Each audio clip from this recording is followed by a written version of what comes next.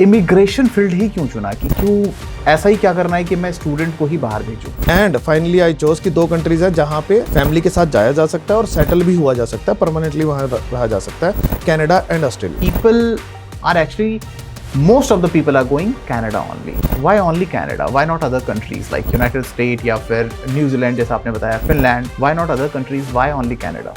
पहला last 1.5 year के अंदर पहला तो कनाडा ने वीजास देने कम किए हैं। दूसरा bit of recession is also there, not recession exactly but less number of jobs are there and they are trying to get their economy on track. 30 से 35 साल की उम्र है, उनके लिए कनाडा सेटल होना पॉसिबल है? यस 100%? 100%। ओके, बेस्ट वे क्या होगा? They can go on study visa, 2 साल की मास्टर्स लेनी है जिसमें 3 साल का वर्क परमिट मिलेगा, और अगर मैरिड है तो फिर स्पाउस को भी वो 5 साल का रनवे मिल जाता है, 5 साल का ओपन वर्क परमिट मिल जाता है। तो इसके बीच में उनको पीआर लेनी होती है। एंड तो जो ओवरऑल हम 5 साल का टाइम लेके चल रहे हैं वो बहुत ज़्यादा एक प्रॉब्लम, मतलब इनिशियल स्टेज में लगता है सब कुछ सॉर्टेड है, बट 6 महीने बाद हमें पता चलता है कि यार चीज़ें तो बहुत कॉम्प्लिकेटेड है, और उस बीच में लोगों ने पैसे भी बहुत लगा रखे हैं। इसके बारे में क्या कहना चाहेंगे? इसमें 2-3 चीज़ें हैं सर, मैं इसमें बड़ा क्लियर हूँ। पहला, मैं सबको बोलता हूँ we apply for study visa with family. In terms of fund availability के अकाउंट में जो आपने बताया कि अगर सिंगल जा रहे हैं तो कितना फंड होना चाहिए, फैमिली के साथ जा रहे हैं तो कितना फंड होना चाहिए?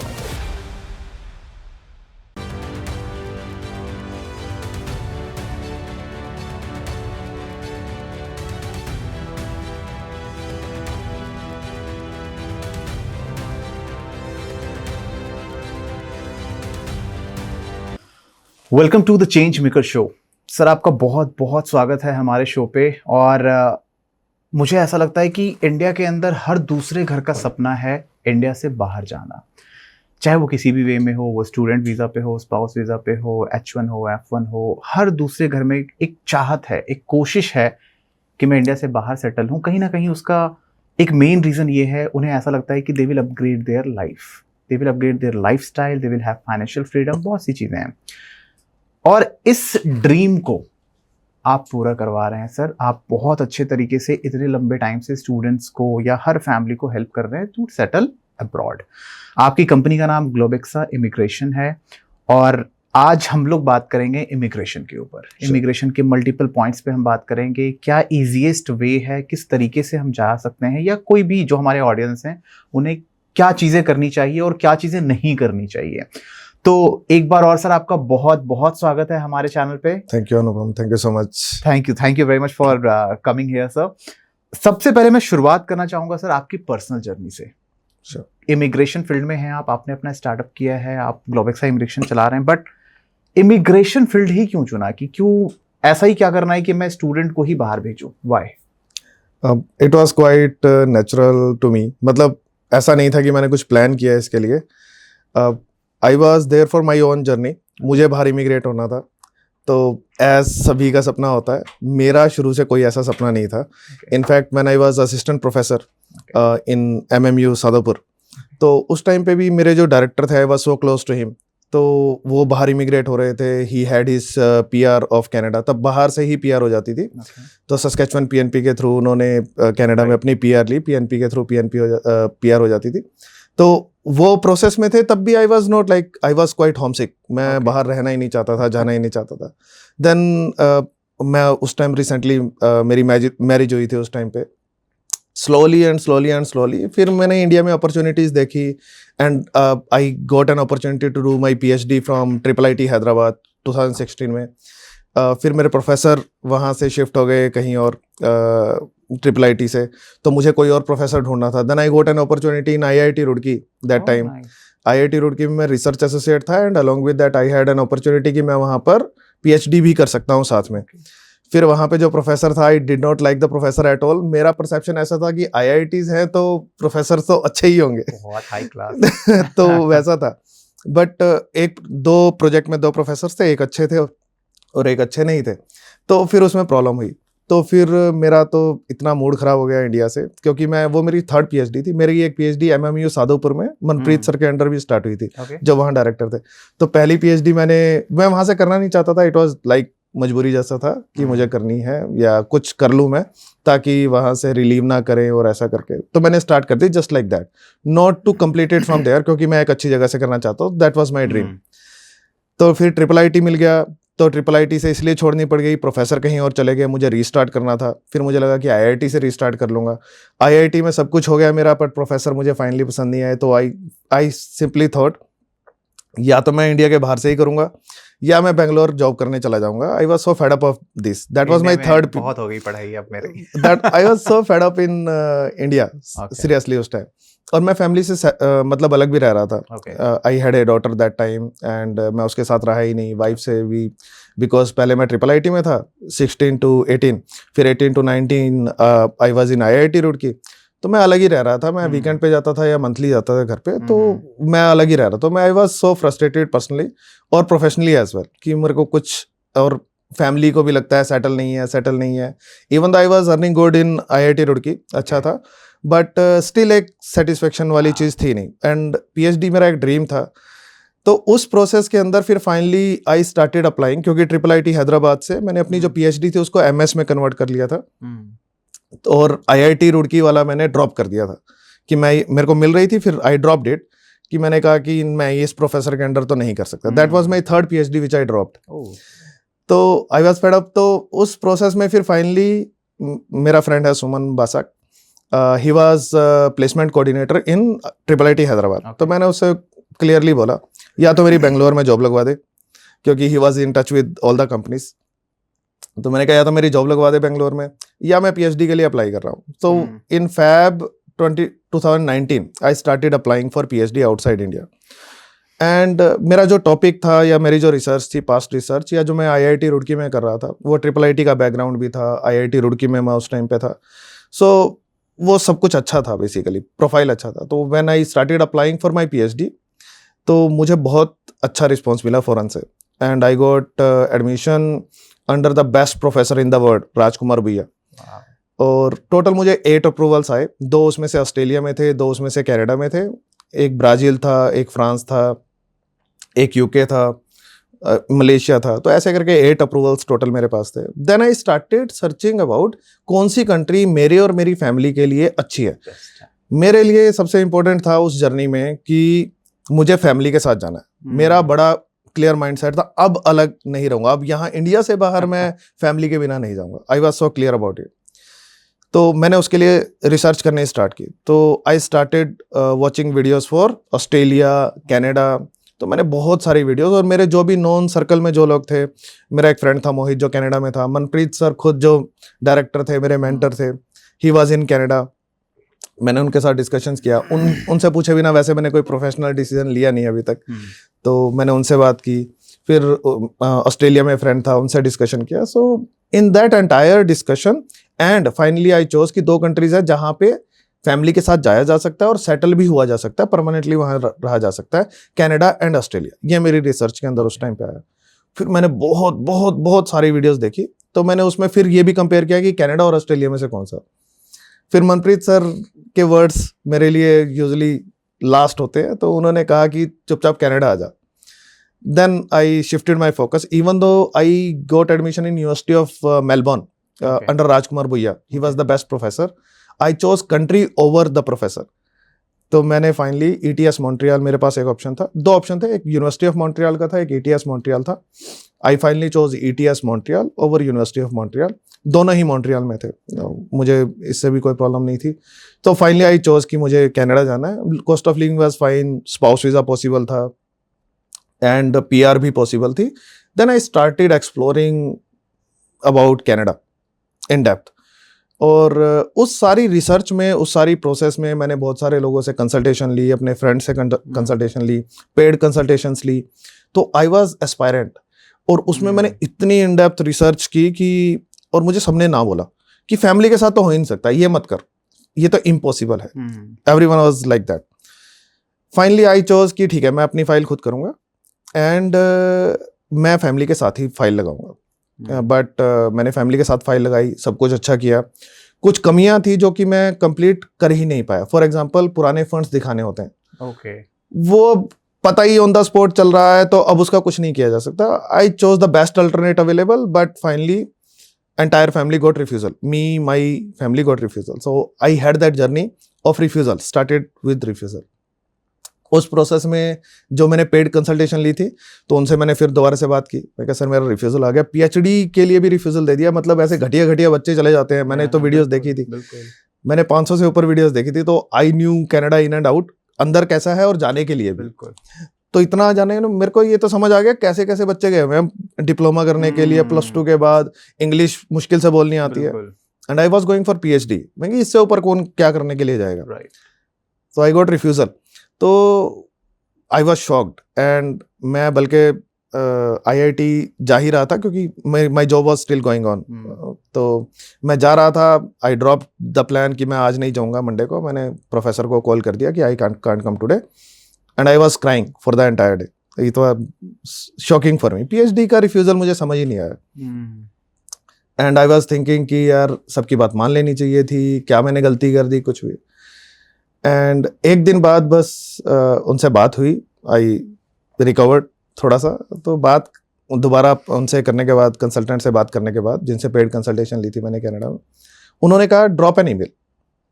तो मैं कहा ठीक है जी, ईमेल डाल देते हैं। मैंने IRCC दिल्ली जो है यहाँ पे, दिल्ली जो कैनेडियन एम्बेसी है, I dropped an email writing कि भाई what's the problem, I am going for PhD, you refused my application. PhD के लिए और इससे ज़्यादा क्या करना होता है। तो मुझे कुछ रिप्लाई नहीं आया। मैंने 5 तारीख को 5th of December को मैंने ईमेल डाली थी, कोई रिप्लाई नहीं आया। देन फिर रीअप्लाई करने के लिए मेंटली अपने आप को प्रिपेयर किया। फिर सबने यही बोला कि अकेले अप्लाई कर ले, फिर जो होगा देखा जाए। फैमिली को भी ड्रॉप करते बाद में, ठीक है। अब मेरे पास कुछ ऑप्शन नहीं था, मुझे जनवरी में ज्वाइन करना है और दिसंबर 5th में मैं ऑलरेडी खड़ा हूँ। मैं कहा ठीक है जी, जैसा। फिर अब ऑप्शन बचा नहीं था, मैंने अपनी जिद कर ली थी, बट गॉट रिफ्यूजल। तो फाइनली उसके बाद जब वो ईमेल मैंने डाली थी and we were ready to lodge our file, 8-9 तारीख के आसपास I got an email that you have received your PPR, passport request, मतलब आपका वीज़ा अप्रूव हो गया। सो मैं तो दूसरी एप्लीकेशन करने को तैयार ही हो गया था। I was preparing for the documentation and I got the visa उस ईमेल की वजह से। तो I got one more insight कि हाँ, ये भी एक मेथड हो सकता है कि लड़ सकते हैं, बात कर सकते हैं कि आपने गलत रिफ्यूजल दिया। So that was one insight.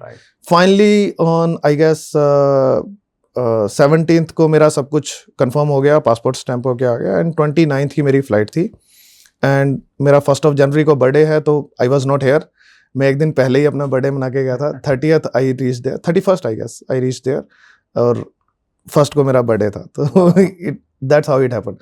तो मेरी जर्नी एक्चुअली इमिग्रेशन में क्योंकि मैंने इतना रिसर्च किया और अपनी खुद की फाइल की, और फिर उसके बाद रिफ्यूजल आया, फिर वीज़ा लिया, फिर अपनी वाइफ के लिए फाइट की कि भाई तुमने मेरी फाइल तो रीओपन कर दी मेरी ईमेल से, मेरी वाइफ का क्या।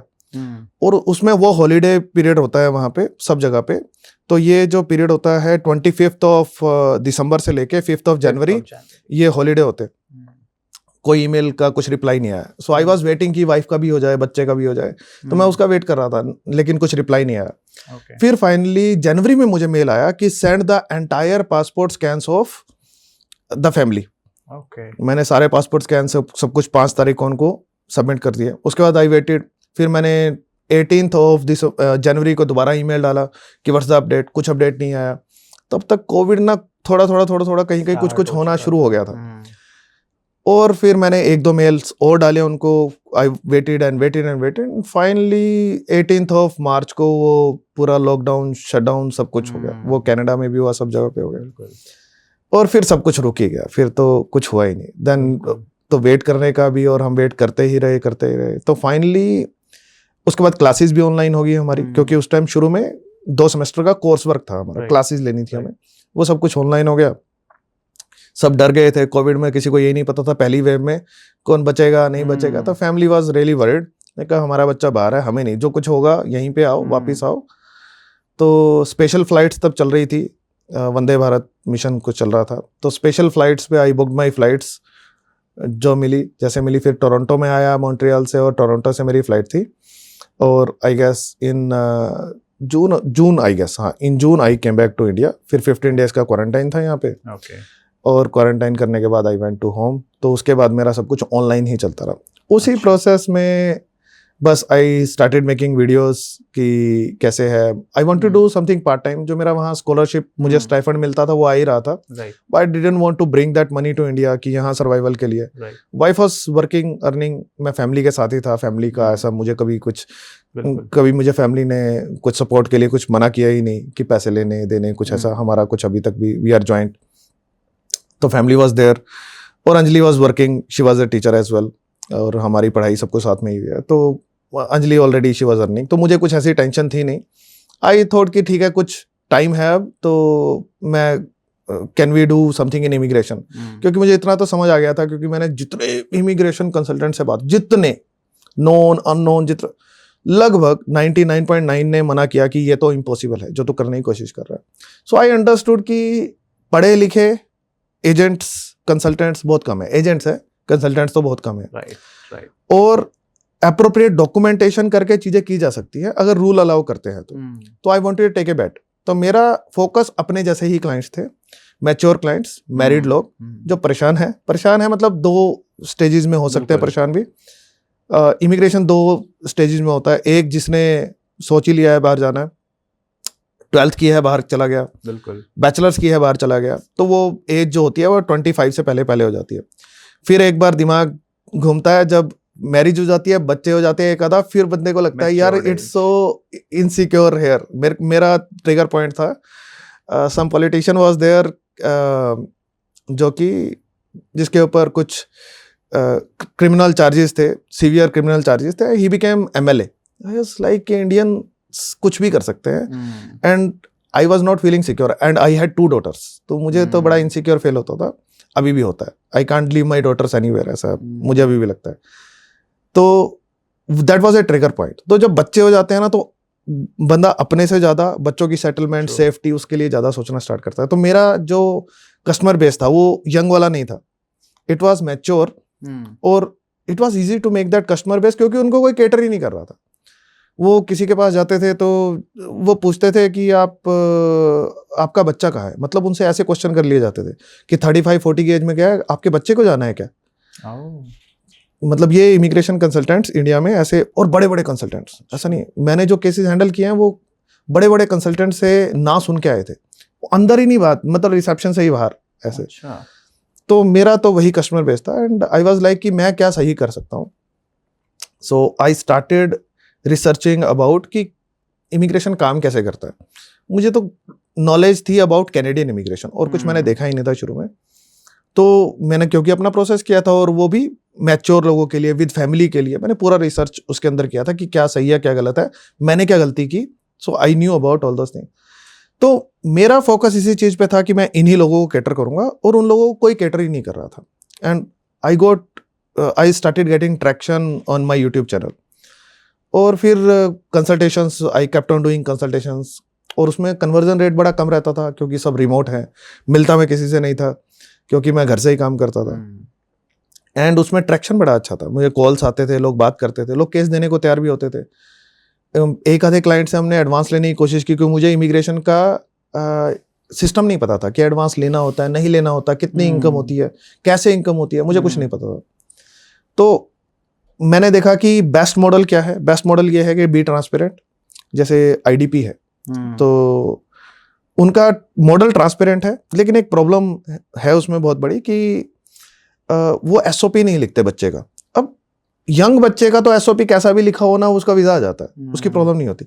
एक मैच्योर पर्सन 15-20 साल का एक्सपीरियंस ले चुका है, विद फैमिली जाना चाहता है, इसका एसओपी ढंग से नहीं लिखा है, इसको तो कोई वीजा नहीं देगा, इसको कोई कंट्री वीजा नहीं देगी। बिल्कुल। तो दैट वाज वन इशू। तो आई थॉट कि ट्रांसपेरेंसी मुझे वही रखनी है, लेकिन मुझे एक एडिशनल चीज करनी है कि इनका एसओपी मैं लिखूंगा, क्योंकि मुझे पता था कि कैसे लिखना है। बिल्कुल। I wrote it for myself, then मैंने अपने फ्रेंड्स के लिए लिखा, करण, तमन्ना जो स्टार्टिंग के केसेस थे, तो मैंने उनके लिए लिखा। डॉक्यूमेंटेशन किस तरह से होनी चाहिए, प्रॉपर डॉक्यूमेंटेशन, कि वीजा ऑफिसर को ऐसे मतलब स्क्रॉल कर रहा हो तो उसको ये समझने की जरूरत ना पड़े ये क्या डॉक्यूमेंट है, ये क्या डॉक्यूमेंट है, इसमें क्या। नो, वेरी क्लियर कि अगर मुझे मेरे सामने, आई वॉज ए प्रोफेसर, तो मेरे सामने मैं तो शीट्स चेक करता था, तो हम तो अगर राइटिंग क्लीन है तो 5 नंबर तो वैसे बढ़ जाते हैं बच्चे कि ये बच्चा अच्छा लग रहा है, इसने ठीक से लिखा है, तो हमारे प्रोफेशन में जहाँ टाइम की कमी है वहाँ पर प्रेजेंटेशन की बहुत वैल्यू है। और मुझे इतनी बात समझ आ गई थी, वीजा ऑफिसर 4-5 मिनट से ज्यादा एक फाइल को नहीं दे सकता। अगर उतने में उसको फाइल समझ नहीं आई, रिजेक्ट कर देंगे। गॉन। और उसकी कोई पर्सनल अटैचमेंट तो है नहीं, मुझे अनुपम की फाइल रिजेक्ट नहीं करनी है। बिल्कुल होगा अनुपम होगा, ठीक है, अपने मेरे को क्या लेना देना। ट्रू। जितेंद्र की फाइल रिजेक्ट नहीं करनी है। उसके लिए तो भाई सब एक जैसे हैं। और फाइल आई है, अगर उसके अंदर प्रेजेंटेशन ठीक नहीं है, उसको टाइम लग रहा है, तो रिजेक्ट करेगा। उसको मान लो 50% एक्सेप्टेंस रेट देनी है, 50% उड़ाने हैं, तो 50% यार ये उड़ा देता हूँ पहले, या रिफ्यूजल जिनके पहले उनको उड़ा देता हूँ। तो उसको प्रेजेंटेशन बड़ा इंपॉर्टेंट है। डॉक्यूमेंट्स तो प्रॉपर होने चाहिए। ऐसा नहीं है कि सिर्फ प्रेजेंटेशन से काम चल जाएगा, कि एसओपी अच्छा लिख दिया तो काम जाएगा। डॉक्यूमेंट प्रॉपर होने चाहिए, वो तो चाहिए, लेकिन उनकी प्रेजेंटेशन भी उतनी इंपॉर्टेंट है। एसओपी कैसे लिखा है वो भी उतना ही इंपॉर्टेंट है। तो मैंने जब लिखना शुरू किया था तो मेरा एसओपी वाज जस्ट 1.5 पेज, बड़ा क्रिस्प छोटा सा ऐसे। देन मैंने लोगों और क्लाइंट्स ही सिखाते हैं, ये भी एक चीज है हमारे प्रोफेशन में, क्लाइंट्स बहुत सिखाते हैं। क्लाइंट्स कुछ लेके आए, क्वेश्चन लेके आए, तो मैंने रिसर्च की, आंसर किया। फिर क्लाइंट्स, एक प्रोसेस होता है, जैसे हमारे यहाँ आरटीआई होता है, वहाँ केप्स नोट्स होते हैं या जीसीएमएस नोट्स होते हैं। क्लाइंट्स ने अपने जीसीएमएस नोट्स निकलवाए, वीजा ऑफिसर ने इस चीज पे क्वेश्चन करके रिफ्यूजल दिया, तो अच्छा जी इस पे क्वेश्चन करते हैं वीजा ऑफिसर, इसका आंसर करेंगे हम, हर एसओपी में करेंगे। तो over the period of 5 years उस एसओपी को इतना रिफाइन किया हमने कि इसके बेस्ट एसओपी मैंने अपने जैसा किसी को लिखा हुआ देखा नहीं आज तक, मेरे सामने नहीं आया। And because I was well read, मैं रिसर्च स्कॉलर रहा हूँ, तो मुझे पता है कैसे लिखना है, प्रेजेंटेशन कैसे देनी है। रिसर्च पब्लिकेशंस की है तो मुझे पता है प्रेजेंटेशन की क्या इंपॉर्टेंट है, एक एक वर्ड की इंपॉर्टेंस क्या है। डायग्राम्स उसमें तो नहीं डालते एसओपी में, बट डायग्राम्स हम डालते थे, और हर चीज टाइटल से लेके एब्स्ट्रैक्ट से लेके, क्योंकि रिसर्च पब्लिकेशंस बड़े क्लीन होते हैं, वो बिल्कुल उसमें ना वर्ड एक इधर उधर हो सकता है, ना फॉर्मेटिंग में कुछ इधर उधर हो सकता है। So I was really kind of perfect in that. तो ये एसओपी में भी आया वो चीज। तो because of my education background first, my immigration journey, तो फाइनली ये मेरा एक प्रोफेशन की तरह बन गया, क्योंकि वो अट्रैक्शन कभी खत्म ही नहीं हुआ। वो लोगों को आज भी कोई कैटर नहीं करता, और आज तो और ज्यादा उनको कम, मतलब ऐसे कर दिया जाता है कि अब, क्योंकि कैनेडियन इमिग्रेशन पहले तो 2023 में 1 मिलियन लोगों ने इमिग्रेट किया कनाडा में, और फिर ऐसे सप्रेस हुआ उसके बाद, क्योंकि एंटी इमिग्रेशन वेव आई, तो अब तो और ज्यादा दुत्कार दिया जाता है कि तुम 40 की एज में क्यों नहीं, और विद फैमिली। मैं आज भी उन्हीं को कैटर कर रहा हूँ, मैं आज भी उनको कर रहा हूँ। और मैं अब बाकी कंट्रीज भी सर्च करता हूँ जहाँ पे जाया जा सकता है। न्यूजीलैंड इज वन कंट्री जहाँ पे किसी भी एज में, कनाडा की तरह है बिल्कुल, किसी भी एज में जाके वीजा भी लिया जा सकता है, विद फैमिली जाया जा सकता है, पीआर ली जा सकती है। तो मेरे कस्टमर बेस को कैटर होने वाली कंट्रीज मेरे को बहुत प्रिय है, मेरे को बहुत अच्छी लगती है। 2-3 कंट्रीज हैं, उसके अंदर ज्यादा कंट्रीज नहीं है। कनाडा मेरे को सबसे अच्छा लगता है, न्यूजीलैंड मेरे को अच्छा लगता है, फिनलैंड मुझे अच्छा लगता है। लेकिन Canada and New Zealand English speaking countries है तो मुझे ज़्यादा अच्छी लगती है। फिनलैंड के अंदर एडमिशन लेना ज़्यादा डिफिकल्ट हो जाता है, तो मेरे लिए एक हर्डल आ जाता है कि टीम उसको सॉल्व नहीं कर पाती, मुझे इन्वॉल्व होना पड़ता है। एडमिशन में मैं इन्वॉल्व नहीं होना चाहता। तो फिनलैंड से ज़्यादा मुझे कनाडा और न्यूजीलैंड इसलिए मुझे ज़्यादा पसंद है। तो दैट्स हाउ मेरी इमिग्रेशन जर्नी बन गई अपने आप। और जब इतना मेरे पास काम था कि मैं पीएचडी को टाइम नहीं दे पा रहा था, तो स्लोली ऐसा हो गया कि मैं पहले पीएचडी के लिए 5 दिन निकालता था शुरू में, फिर 2 दिन पे आ गया, फिर 1 दिन पे आ गया। एक दिन जो फ्राइडे को मेरी मीटिंग होती थी, तो फ्राइडे को अंजलि मुझे कोई इमिग्रेशन का काम नहीं करने देती थी, फोन मेरा ऑफ होता था। पीएचडी नहीं ड्रॉप कर सकते, क्योंकि उसके बिना तो वो भी नहीं पहुंच पाते, उनकी एस्पिरेशन, उनका इतना उन्होंने वेट किया, वो सब वेस्ट हो जाता है। तो उन्होंने कहा नहीं, पीएचडी ड्रॉप नहीं कर सकता, तो 1 दिन तो पीएचडी को देगा। फ्राइडे को मेरा फिक्स था कि मैं फ्राइडे को कोई काम नहीं करता था इमिग्रेशन का, सिर्फ पीएचडी को देता था। फिर जब कनाडा पहुंच गए तो वो टाइम भी नहीं रहा, तो फाइनली आई ड्रॉप्ड इट। तो that was the 4th PhD I dropped, और अब करने की हिम्मत ही नहीं रही है। सर हम बात करना चाहेंगे आगे। एक बार इंडिया के अंदर कनाडा की बहुत ज्यादा होड़ है, आप भी गए, मैं आपको काउंट नहीं कर रहा हूँ, आपके तो एक अलग रीजन थे, बट शायद कहीं ना कहीं ये एक अवेयरनेस की कमी है, या एक कैच कह सकते हैं जो कनाडा के लिए है, कि people are actually, most of the people are going Canada only. Why only Canada? Why not other countries like United States या फिर New Zealand जैसा आपने बताया, Finland? Why not other countries? Why only Canada? अभी Canada का craze थोड़ा सा कम हुआ है। 2 चीजें हुई हैं। पहला लास्ट 1.5 ईयर के अंदर पहला तो कनाडा ने वीजास देने कम किए हैं, दूसरा bit of recession is also there, not recession exactly but less number of jobs are there and they are trying to get their economy on track. तो कनाडा भी कम वीजास दे रहा है और लोगों का जाने का क्रेज भी थोड़ा सा कम हुआ है इन लास्ट many years. और लोग दूसरी जगह भी जाते हैं, ऐसा नहीं है. ऑस्ट्रेलिया का बहुत क्रेज है, ऑस्ट्रेलिया का बहुत क्रेज है. न्यूजीलैंड बच्चे ही कम लेता है, उन्होंने अपना लिमिट सेट किया हुआ है कि वो ज़्यादा लेंगे नहीं, बट ऑस्ट्रेलिया इज बिग तो बहुत है. Then Germany is there, Germany भी अब जाने स्टार्ट हो गए हैं क्योंकि अब Schengen, people see Schengen as one of the options for them. UK बहुत बच्चे जाते हैं, लेकिन हर किसी के लिए वो फिट अलग अलग है.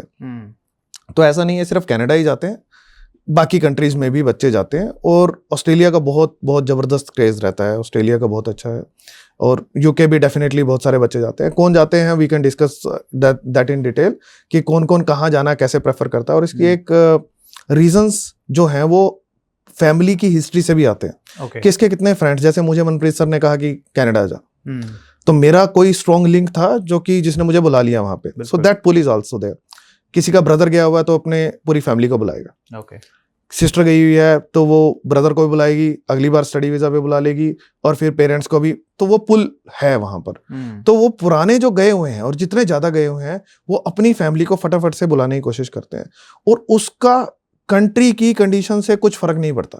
क्योंकि वहां पे द टारगेट इज सिंपल कि मेरे को अपने ब्रदर के पास, सिस्टर के पास वहां पे जाना है, फ्रेंड के पास जाना है. मुझे इस चीज से फर्क नहीं पड़ता कि करंट इकोनॉमिक सिचुएशन उस कंट्री कैसी है. बंदा लॉन्ग रन में देखता है, लॉन्ग रन में ये सही है, पीआर मेरी हो जाएगी, मैं सेटल हो जाऊंगा. और ये जॉब अपॉर्चुनिटीज, इकोनॉमिक कंडीशन ये अप डाउन होती रहती है कंट्री की, और ये सेटल भी हो जाती है. लॉन्ग रन में इसका कोई इंपैक्ट नहीं होता. तो इसलिए ये क्रेज न्यू एस्पायरेंट्स में तो एक नई तरह से होता है, लेकिन जिनका कोई लिंक है उनके लिए बड़ा डिफाइंड है.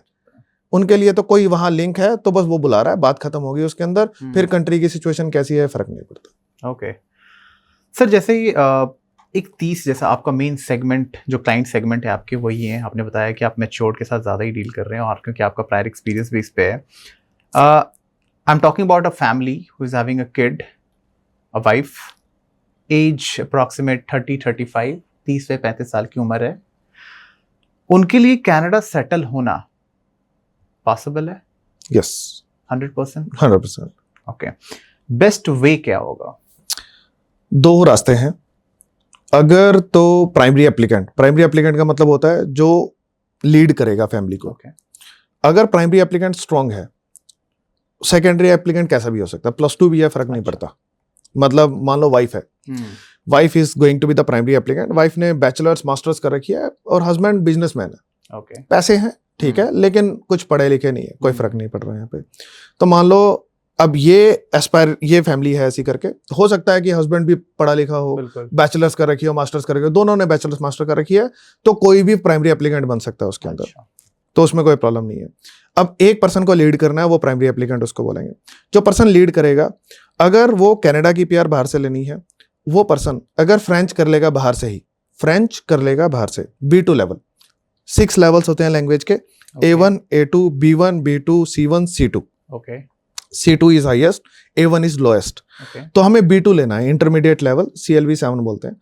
अगर ये लेवल वो प्राइमरी एप्लीकेंट अचीव कर लेगा एंड CLB 9 इन इंग्लिश, चाहे वो आइल्स का टेस्ट दे, सेल्फिप दे, या फिर आइल्स, सेल्फिप, PTE दे, कोई भी टेस्ट में CLB 9 अगर वो ले लेगा, तो इंग्लिश में C1 लेवल, फ्रेंच में B2 लेवल ये ले लेगा.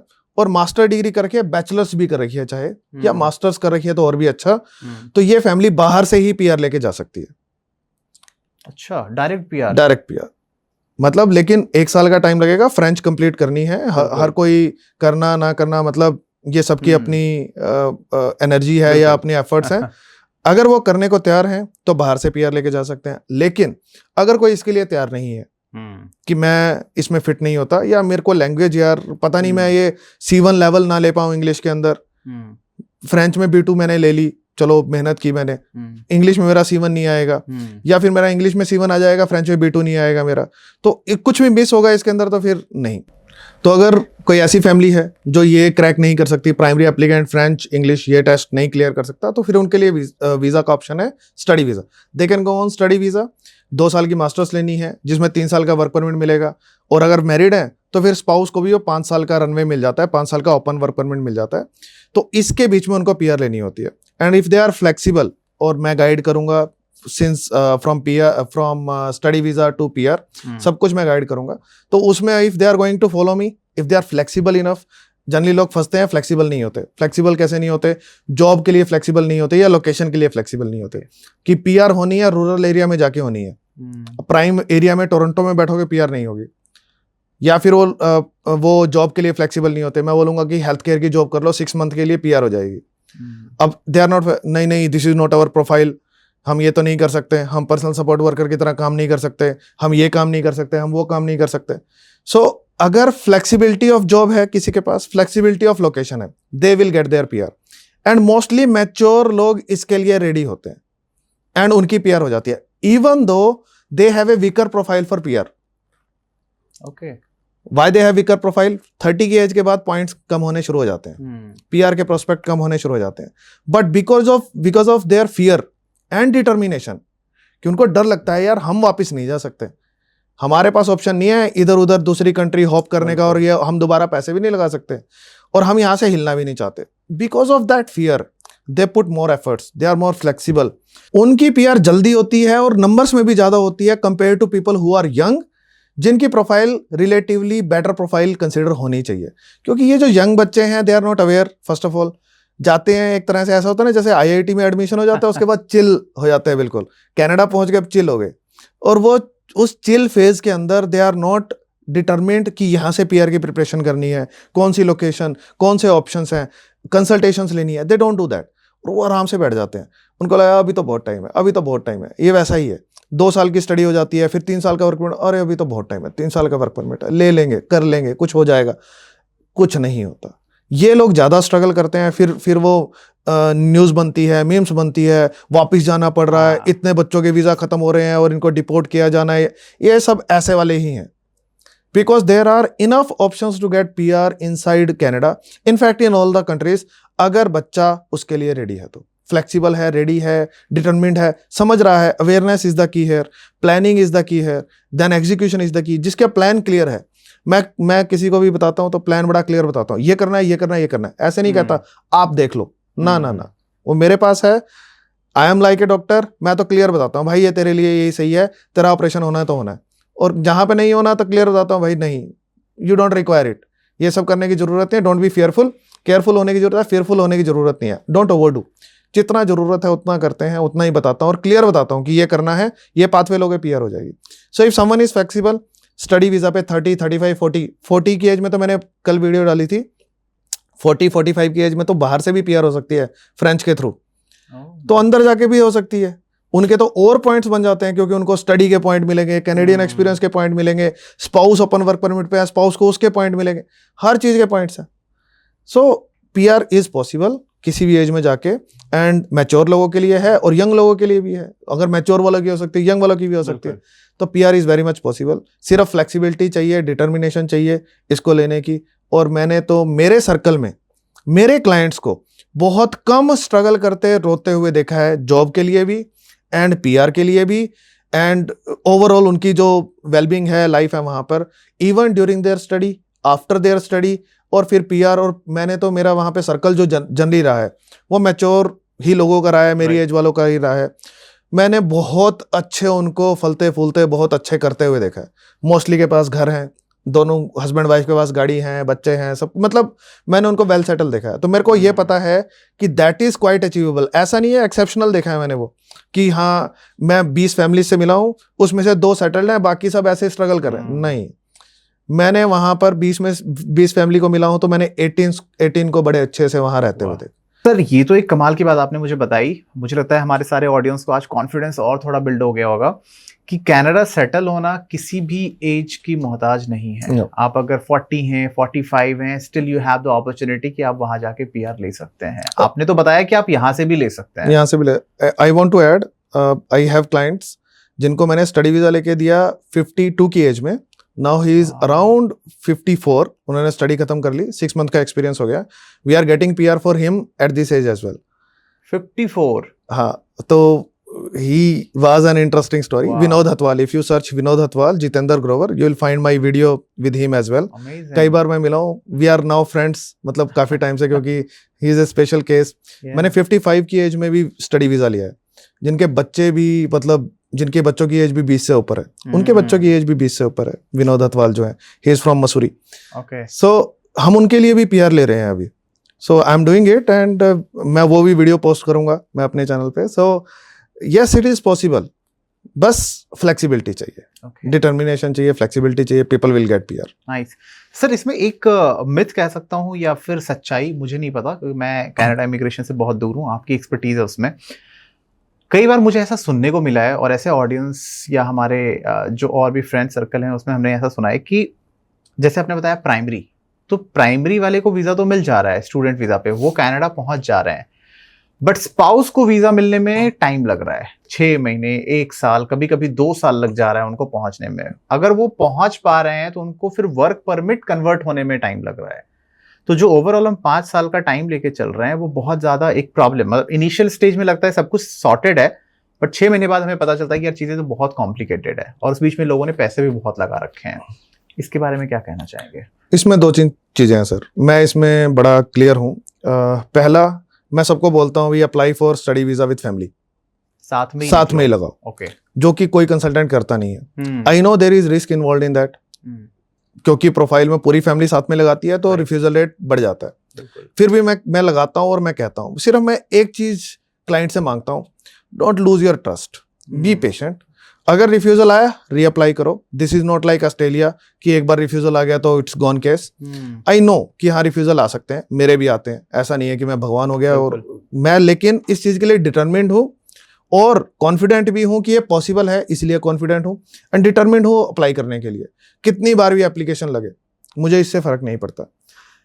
अब क्लाइंट पैनिक करता है तो फिर कंसल्टेंट पैनिक करने लगता है, क्योंकि कंसल्टेंट क्लाइंट लूज नहीं करना चाहता. तो मैं कहता हूं कि भाई आप कॉन्फिडेंट रहो, मेरे ऊपर कॉन्फिडेंट रहो, या जिससे भी कर रहे हो, खुद से कर रहे हो, साथ में करो, करते रहो, कोई प्रॉब्लम नहीं है.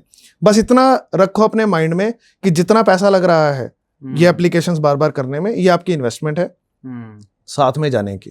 लेकिन ये आपको एश्योरेंस देता है कि भाई साथ में जाओगे, अब अलग होने की और बाद में जाने की प्रॉब्लम इसमें खत्म हो जाती है. ठीक है, तो एक तो ये चीज है कि साथ में अप्लाई करो और साथ में जाओ. मैं सबसे बेस्ट उसको मानता हूँ. ठीक है, लोगों को लगता है कि पहले स्टडी तो ले लें, फिर दिमाग में आता है नहीं मेरे को तो फैमिली के बिना जाना नहीं है. अरे अगर फैमिली के बिना जाना नहीं है, फिर ये स्टडी लेके फिर क्या आपने क्या अचीव कर लिया फिर उसके अंदर. तो फिर साथ में ही करते रहो, डरो मत, रिफ्यूजल से मत डरो. This is one thing. Second thing है, उसके बाद मान लो कोई ऐसे केसेस मेरे पास आते हैं जिनके रिफ्यूजल्स आ चुके हैं. ठीक है, तो पुराने लास्ट ईयर के अंदर ज्यादा प्रॉब्लम थी, इस ईयर में वो थोड़ी थोड़ी सॉर्ट होती जा रही है, क्योंकि अब रूल्स जो हैं वो सेटल हो गए. लास्ट ईयर में रूल्स चेंज हो गए थे कि डिप्लोमा के साथ स्पाउस वीजा नहीं लग सकता, या फिर मास्टर डिग्री के साथ ही लगेगा, या मतलब 1 साल की मास्टर्स के साथ लग सकता. मतलब रूल्स तब चेंज हो रहे थे. तो मास्टर डिग्री के साथ ही लगेगा, पर्टिकुलर बैचलर्स के साथ लगेगा, तो वो रूल्स चेंज हुए, तो उसके अंदर बहुत लोग फंस गए. तो लास्ट ईयर जैसी कंडीशन अब नहीं है, थोड़ी सी चीजें अब सेटल हो गई हैं.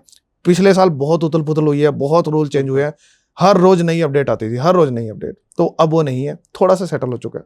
तो अब क्योंकि रूल सेटल है, तो अगर 2 साल की मास्टर डिग्री स्पाउस के पास है, जो प्राइमरी एप्लीकेंट है उनके पास है, और आपने फंड्स सॉर्ट कर लिए, फंड्स को ऐसा है, लोग फंड्स में प्रॉब्लम करते हैं. 2023 में फंड्स नहीं भी थे, अभी पैसे डाले हैं और वीजा अप्लाई किया और वीजा आ गया. तब तो बूम था, ऐसा था. अभी 2020, 21, 19 वाली कंडीशन आए वापस कि फंड्स पुराने चाहिए, अप्रोप्रिएट चाहिए. अभी recently we got visa, spouse visa, first attempt, second attempt, third, fourth attempt, हमने सब लिए हैं. तो we know that it is possible. बस एक चीज है कि अपने फंड्स जो हैं वो सॉर्ट करके रखो. ये लोगों को गंदी आदत है इंडिया में कि फंड्स अभी डालेंगे और वीजा लगा दो. इससे प्रॉब्लम क्रिएट होती है. मैंने अपने फंड्स जब स्पाउस वीजा अंजलि का और फैमिली का लगाया, मैंने बच्चों का लगाया, मेरे फंड्स 1 साल से पड़े थे और मैंने टच ही नहीं किया था. मेरी स्टेटमेंट 1 पेज की भी स्टेटमेंट नहीं थी पूरी. मतलब 2020 के रखे हुए फंड्स, उसके बाद 2021 में मैंने रीएप्लीकेशन की उनकी. 1 साल से पुराने फंड्स पड़े थे वो, और एक बार में उनका वीजा आ गया. So basically the thing here is funds आपके अप्रोप्रिएट होने चाहिए अगर वो पूरे हैं। अभी हमने recently I got visa, Imbu is the person, बहुत लंबा नाम है, Imbu we call him Imbu. उनका वीजा आया अभी रिसेंटली एंड उनके फंड्स, उनको 29,000 समथिंग फंड्स चाहिए। उनके पास टोटल फंड्स जो थे 30,000 समथिंग थे। लोगों को लगता है हम 50 लाख रुपए दिखाए तब भी हमारा वीजा रिफ्यूज हो गया। मेरे पास क्लाइंट्स आते हैं बोलते हैं हमने 50 लाख रुपए दिखाए तब भी हमारा वीजा रिफ्यूज हो गया और फंड्स का रीजन दिया हुआ है। अरे 50 लाख रुपए का मैटर नहीं है यहाँ पे। फंड्स कहाँ से आए? आपके खुद के थे। ये 50 लाख रुपए दिखा दिए, 50 लाख रुपए लाए कहाँ से? ITR बोलती है 5 लाख रुपए इनकम है आपकी, आप ये 50 लाख रुपए कहाँ से ले आए? और आपने अभी पैसे डाले अकाउंट के अंदर और दिखा के और वीजा अप्लाई कर दिया। कहते भाई पैसे 50 लाख कहाँ से लाया? तेरे बोरोड फंड्स है, तेरे नहीं है ये। तो $30,000 जो बिल्कुल पिन पॉइंट जितने चाहिए उतने ही है, उसके साथ भी वीजा पॉसिबल है। और कोई 50 लाख रुपए दिखा रहा है, $80,000 हो गए, उसके साथ भी रिफ्यूज हो रहा है। तो बेसिकली फंड्स तो इंपॉर्टेंट है पूरे दिखाने, लेकिन उसको अप्रोप्रिएट तरीके से दिखाना भी इंपॉर्टेंट है। लोगों को ये चीज समझ नहीं आती और कभी कभी सब कुछ सही होने के बाद भी रिफ्यूजल आता है, मैं उसको मना नहीं करता, लेकिन उसके अंदर आराम से शांति से रीअप्लाई करो, वीजा आ जाएगा। और ये हमारे साथ भी होता है, हम अगेन भगवान नहीं है, बट हमें ये पता है, वी आर कॉन्फिडेंट कि भाई इसके फंड सब सही हैं और हम वीज़ा ले लेंगे। और ऐसा बहुत सारी फैमिलीज़ के साथ मैं वीडियोज़ भी बनाता हूँ और डालता ही रहता हूँ। बहुत सारी फैमिलीज़ के रिफ्यूजल्स के बाद वी नो कि वीज़ा आ जाएगा, हम ले लेंगे, कोई प्रॉब्लम नहीं है। तो ये हमारे माइंड में क्लियर होता है कि इनका वीज़ा आएगा, डेफिनेट है। तो रेयरली ऐसा होता है कि सब कुछ सही होने के बाद रिफ्यूजल आ जाए, लेकिन आते हैं, रैंडम रिफ्यूजल्स होते हैं। टारगेट बेस्ड इंडस्ट्री है, रैंडम रिफ्यूजल होते हैं। गवर्नमेंट अगर स्प्रेस करेगी वीज़ा नहीं देने हैं तो नहीं आएंगे, कितनी अच्छी प्रोफाइल हो, नहीं आएंगे। उस केस के अंदर शांति रखो, आ जाएंगे। अपना प्लान ड्रॉप करने की जरूरत नहीं है, पैनिक होने की जरूरत नहीं है, कॉन्फिडेंस रखो और सही SOP, सही डॉक्यूमेंटेशन, अपनी एलिजिबिलिटी क्लियर करो, वीजाज में कोई प्रॉब्लम नहीं है। और कुछ लोग समझते हैं कि ये भी एक पुराना मिथ है, मिसकंसेप्शन है। जैसे ये मिसकंसेप्शन है 30 की एज के बाद स्टडी वीजा नहीं आता। एक और मिसकंसेप्शन ऐसा रहा है मार्केट में जिसको मैंने बहुत ब्रेक करने की कोशिश की, कि जब तक एक सेमेस्टर की स्टडी पूरी नहीं कर लोगे तब तक स्पाउस वीजा नहीं आएगा। ये भी बड़ा, पंजाब में तो बहुत ऐसे लोगों को ऐसा गुमराह किया गया कि जब तक एक सेमेस्टर की स्टडी नहीं होगी तब तक स्पाउस वीजा लगा ही नहीं सकते। पंजाब वाले लोग डरते भी हैं, भाई मैं रिफ्यूजल नहीं झेल सकता, या मैं सेपरेशन झेल लूंगा, रह लूंगा यहाँ अलग। तो बड़े उनका मतलब, मैं कहता हूँ कि टॉर्चर कंसल्टेंट्स ने किया, अपने पता नहीं अपने वीकनेस की वजह से, अपनी SOP ठीक से नहीं लिखने की वजह से, या अपनी डॉक्यूमेंटेशन ठीक से नहीं करने की वजह से, या फिर रूल्स ठीक से नहीं समझने की वजह से। तो मैं तो एक लेवल अप भाई पहुंचा है, वीजा लगा, कुछ रोकने की जरूरत नहीं है। रिफ्यूजल आएगा तो भाई एक सेमेस्टर बाद फिर लगा लूंगा, मेरे को कोई फर्क नहीं पड़ता। और मैं उससे भी एक लेवल अप, भाई साथ में ही जाओ, बिल्कुल, और वो सबसे बेस्ट है। तो मैं तो I am trying to change it the way कि क्या बेस्ट है क्लाइंट के लिए। एंड उसमें थोड़ा सा अगर वो लगता है ना, जोर लगता है, और क्लाइंट को भी थोड़ा जोर लगेगा उसके अंदर कि क्लाइंट रिफ्यूजल आ गया तो क्लाइंट का जोर लग रहा है उसमें, पैसे भी लग रहे हैं, लेकिन मैं कहता हूँ फिर भी इट्स वर्थ, क्योंकि आप फैमिली के साथ जा रहे हो। बहुत बार कंडीशन कैसे होती है, जैसे अगर अंजलि मेरी प्राइमरी एप्लीकेंट होती और बच्चा मेरा 3 साल का होता, क्या अंजलि उसको छोड़ के चली जाती? पॉसिबल नहीं। बहुत कम कम्युनिटीज या बहुत कम लोग ऐसे हैं जो इतने छोटे बच्चे को यहाँ दादी नानी के पास छोड़ के जा सकते हैं, बट इट रेयरली हैपन्स। बहुत लोगों के 35 के जब वो हो गए हैं, पेरेंट्स 50-55 के हो गए हैं, बहुत लोग तो पेरेंट्स इतने बच्चों को संभाल ही नहीं सकते, तो उनके लिए तो पॉसिबल ही नहीं है। तो मैं जो वीडियोस बनाता हूँ ना, मैं वैसे तो टॉपिक ही नहीं आपको दिखेंगे। मेरी एक वीडियो है Canada study visa with young kids, जब बच्चे बिल्कुल छोटे हैं, 1, 2, 3, 4, 5 साल के बच्चे हैं जो मदर से अलग रहेंगे नहीं, उनके लिए वीजा कैसे करना है, कौन प्राइमरी एप्लीकेंट बनेगा, कौन secondary applicant, and pin point, कोई डिस्कशन नहीं कि तुम ऐसा देख लो, तुम देख लो, हस्बैंड जाए प्राइमरी या वाइफ, नो, वेरी सिंपल। और PR तक कैसे होगी कि वाइफ जाएगी स्टडी पे, हस्बैंड जाएंगे ओपन वर्क परमिट पे, बच्चा स्टडी वीजा लेके जाए या विजिटर रिकॉर्ड लेके जाए, बच्चे की स्टडी आगे फ्री होगी वहां पर। और 18 महीने के बाद आपको $600 $600 आपको गवर्नमेंट से मिलने शुरू होंगे, तो 18 महीने बाद आपको वर्क परमिट भी मिल जाएगा, आपकी लाइफ ऐसे सॉर्ट होगी। फिर ऐसे PR लेनी है, वाइफ को जॉब कौन सी करनी है, क्योंकि बच्चा छोटा है उसके साथ जॉब कैसे करेगी, तो आप अर्ली चाइल्डहुड एजुकेटर की जॉब कर सकते हो, उस जॉब से PR भी मिलती है आपको। और हस्बैंड को क्या करना है, पैसे कमाने हैं, पैसे कमाने की रिस्पॉन्सिबिलिटी हस्बैंड की है। वाइफ अगर जॉब नहीं कर पा रही है तो बेटर है कि फ्रेंच कर ले उस पीरियड के अंदर, क्योंकि वो और तो कुछ कर नहीं रही, सिर्फ स्टडी कर रही है, बच्चे को संभाल रही है, टाइम बच रहा है, फ्रेंच कर ले सारे टाइम के अंदर। तो मेरा बड़ा क्लियर है, एक और है Canada study visa when the kid is in 12th। Kid 12th का मतलब है मतलब पेरेंट की एज तो 45 होगी, बिल्कुल। बच्चा 18 साल का हो चुका है। तो मैं वो भी वीडियो बनाई हुई है मैंने। तो मेरे पास क्लाइंट बेस के हिसाब से तो मैं तो ये कोई हैंडल ही नहीं करता ऐसे। जितेंद्र जी, इस 1 घंटे की कन्वर्सेशन में हम बहुत सारे टॉपिक्स तो टच नहीं कर पाएंगे, अनटच्ड रह जाएगा। बट जैसा आप बता रहे हैं कि आपके ऑलरेडी अपने चैनल पे आपने बहुत डिटेल में पिन पॉइंट्स को डिस्कस किया हुआ है, तो मैं चाहूंगा कि आप हमारे ऑडियंस के साथ एक बार अपने चैनल का नाम, अपनी डिटेल्स बताएं, ताकि अगर उनको डिटेल में कुछ जानना हो तो वो आपको फॉलो कर सकें या आपके चैनल पे जाके उस चीजों को देख सकें। तो प्लीज आप एक बार कैमरा की तरफ देख के उनको बताएं अपने चैनल के बारे में। चैनल नेम 2 चैनल्स हैं। One is Globexa immigration Canada, वो स्पेसिफिकली कनाडा के लिए ही है। उसमें मुझे लगता है कि मोर देन 500 वीडियोस होंगी उस चैनल पे। And second is Globexa immigration, just उसमें कनाडा नहीं है पीछे। तो there are mix videos in that. New Zealand पे फोकस्ड है जैसे उसमें, या जर्मनी में फ्री में स्टडी कर सकते हो, Germany study visa for free, मतलब उसमें पूरी स्टडी फ्री होती है, study in Germany for free. So that is focused. UK पे फोकस है, यूके पे अगर तो वो मिक्स चैनल है, सेकंड चैनल जो है। सो 2 चैनल्स यू कैन फॉलो। इसमें आपका लगभग जो पॉपुलर डेस्टिनेशन है लगभग everything will be covered on those channels, दोनों चैनल्स पे। Thank you sir. हमने कनाडा इमिग्रेशन की पॉसिबिलिटीज को सुना अब तक, और आपके अकॉर्डिंग 100% पॉसिबल है डिस्पाइट ऑफ एनी एज, किसी भी एज को काउंट करते हुए। आपने बताया कि पॉसिबिलिटीज हैं, आप किसी भी एज में जा सकते हैं, आप अकेले भी जा सकते हैं, आप स्पाउस के साथ भी जा सकते हैं, आप विद फैमिली भी जा सकते हैं। सो पॉसिबिलिटीज आर एवरीवेयर। अब मैं इसमें 1-2 पॉइंट्स और क्लियर करना चाहूंगा। जैसे आपने बताया कि रिजेक्शन से डरो मत, रिजेक्शन पे जाओ, कोई बात नहीं, रिजेक्शन है, फिर से ट्राई करो and definitely you will get it. It's a game of patience. Sir, rejections come with some cost. हमने जो पूरी मेहनत की, ठीक है, time, patience is one part, cost is another part. कि हमने एक इन्वेस्टमेंट डाली, एक मिडिल क्लास फैमिली या जो बाहर शिफ्ट होना चाह रहा है, उनके पास पैसे के क्रंच भी हमेशा रहते हैं। ऑन एन एवरेज अगर एक फैमिली के साथ, एक स्टूडेंट वीजा है जो एक प्राइमरी एप्लीकेंट अकेला अप्लाई कर रहा है, दूसरा है कि वो अपनी स्पाउस एंड फैमिली के साथ कर रहा है, what is the basic difference? Price का कितना चेंज होता है? कितने प्राइस में एक कॉस्टिंग इमिग्रेशन की जो ओवरऑल फी है, प्रोसेस है, वो लेके कितने कॉस्टिंग लग जाते हैं? Plus in terms of fund availability के अकाउंट में जो आपने बताया कि अगर सिंगल जा रहे हैं तो कितना फंड होना चाहिए, फैमिली के साथ जा रहे हैं तो कितना फंड होना चाहिए? Okay, so immigration is high ticket thing. So ऐसा नहीं है कि बस सोचा और चले गए। Right. वो लो टिकट वाले ऑप्शंस भी हैं, ये यूरोप में जनरली रहते हैं, Eurasian countries you can say. But Canada जाना है या किसी भी बड़ी कंट्री में जाना है, 5 बड़ी कंट्रीज हैं जिसके अंदर Canada, USA, UK, Australia, New Zealand, तो ये हाई टिकट वाला काम ही है, इसमें पैसे ज़्यादा ही चाहिए। बिल्कुल। तो इसमें आपको जो फंड्स चाहिए होते हैं, मैं दोनों चीज़ों पे डिस्कस कर लूँगा। इसमें जो फंड्स चाहिए होते हैं, जैसे ट्यूशन फी है, average tuition fees 18 to 20,000 Canadian dollars, जो कि बाकी कंट्रीज से यूजुअली कम है। दिस इज पर सेमेस्टर, पर ईयर। ओके। और 2 साल की स्टडी लेके जाते हैं, जो जनरली 2 साल की करनी ही चाहिए सबको। 3 साल का वर्क परमिट बेसिकली आपको सिक्योर करना चाहिए। बिल्कुल। डोंट बी ओवर कॉन्फिडेंट कि मैं 1 साल की स्टडी करूंगा, 1 साल का डिप्लोमा करूंगा, पीजी डिप्लोमा, यूजी डिप्लोमा, और मैं 1 साल के वर्क परमिट के साथ पीआर ले लूंगा। मेरे को तो थोड़ा सा ही बूस्ट चाहिए।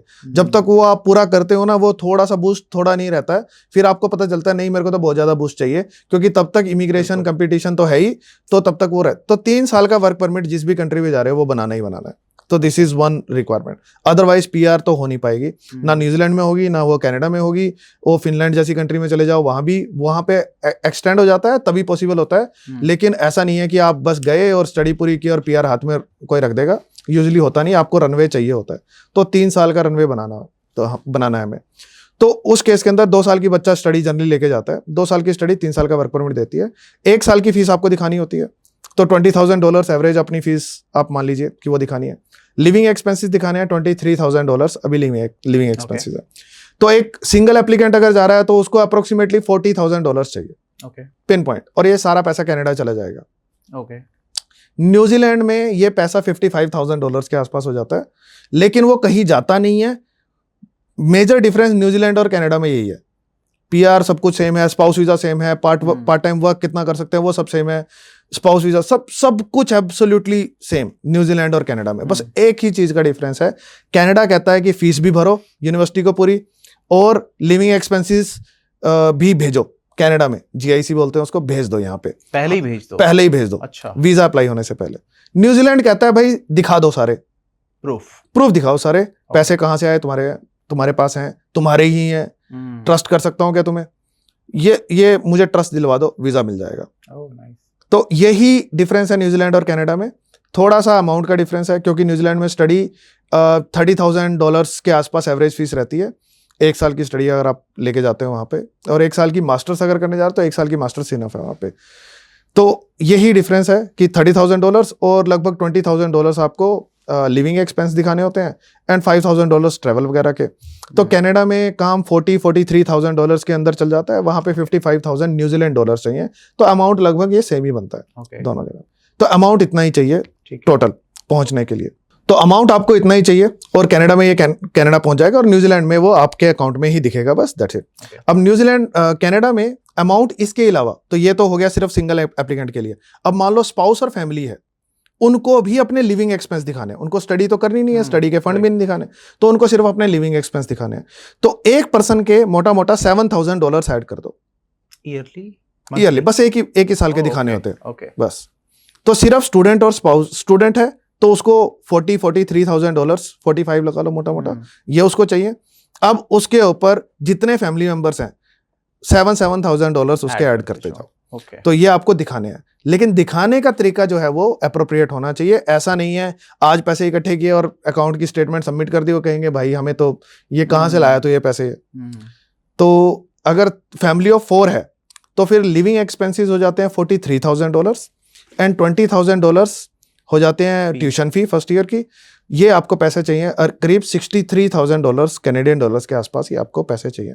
कितने टाइम तक हमें ये शो करना है? जब तक वीजा नहीं आता। जैसे ही वीजा आया $43,000 आपके पूरे फ्री हो जाएंगे। सिर्फ $20,000 ही कॉस्ट है, वही यूनिवर्सिटी के पास रहेगी। बाकी सारा पैसा, चाहे आपने वो GIC में लिविंग एक्सपेंस स्टूडेंट का दिखाया या रिमेनिंग फैमिली का दिखाया, जिस दिन वीजा आ गया आप कनाडा में लैंड कर गए, जो मर्जी करो इस पैसे का, वो पैसा आपको मिल गया वापस, आप ही का है, आप ही के पास है, बस आप ही के अकाउंट्स में ही था वो। अच्छा, GIC भी आप ही का अकाउंट है कनाडा में, आप ही का अकाउंट है। जैसे ही आप वो अकाउंट एक्टिवेट करोगे, सारा पैसा विड्रॉ होकर आपके पास आ जाएगा।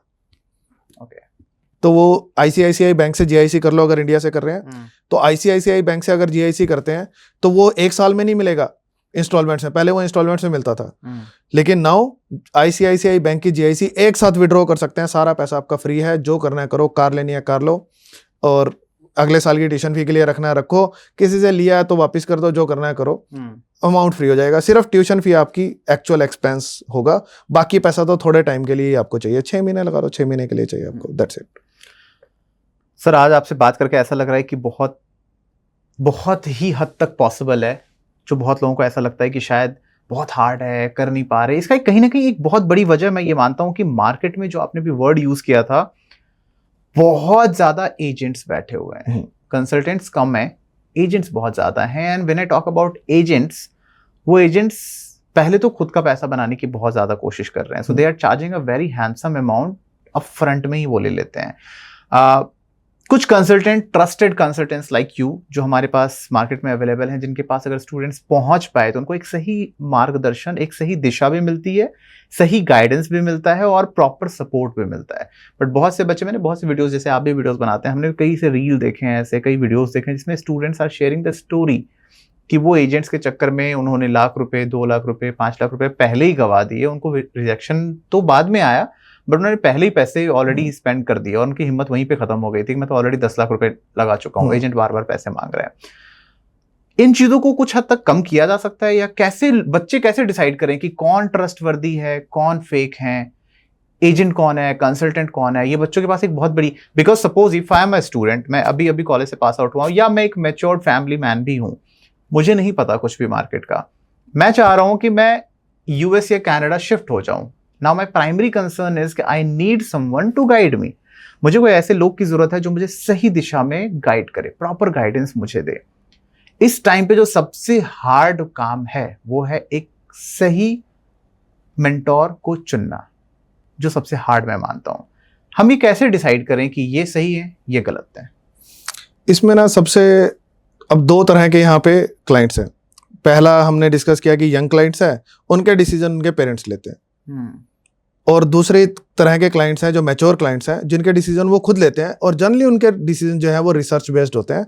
वो फंसते जनरली कहाँ पर हैं मैच्योर क्लाइंट्स, कि अगर टाइम नहीं है, दोनों हस्बैंड वाइफ वर्किंग है या दोनों इस तरह से रिसर्च नहीं कर सकते और दोनों ही वर्किंग है, तो उसमें अगर उन्होंने रिसर्च प्रॉपर नहीं कर पाए तो वो फंस जाते हैं। अदरवाइज जनरली मैंने मैच्योर क्लाइंट्स को तो देखा है कि वो बड़ा ही ठोक बजा के देखते हैं और वो पहले वो समझ लेते हैं, क्योंकि उन्होंने दुनिया देख ली होती है, 30-35 एज हो गई, 10-15 साल का एक्सपीरियंस हो गया, तो उनको तो पता चल जाता है।